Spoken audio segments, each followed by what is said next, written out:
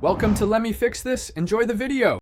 In this video, I will explain how to play roam in Rainbow Six Siege.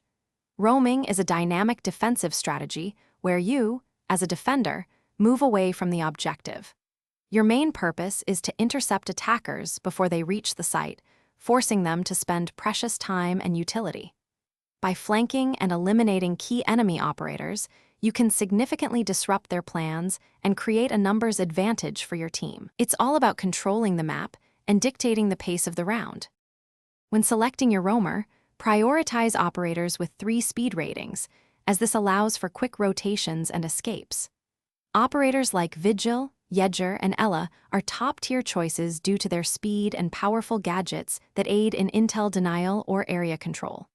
For your loadout, choose weapons that excel in both close-quarters combat and mid-range gunfights. Don't forget to bring utility like impact grenades for creating quick rotation holes or barbed wire to slow down enemy pushes.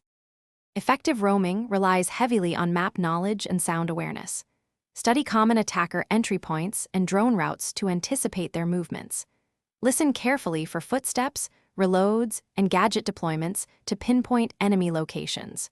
Creating rotation holes with impact grenades allows for swift repositioning and surprising flanks. Always have a clear escape plan and know your fallback positions. Getting cut off from the objective can be detrimental to your team's success. Stay agile and unpredictable. Timing is crucial for successful roaming. Begin your roam early in the round to catch attackers off guard and waste their initial droning phase. Constant communication with your team is vital. Call out enemy locations and movements to provide valuable intel.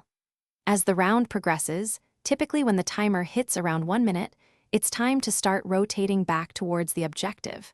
Avoid pushing too far or getting isolated, as this can lead to an easy pick for the attackers and leave your team at a disadvantage. Thanks for watching. If you found this helpful, don't forget to like and subscribe.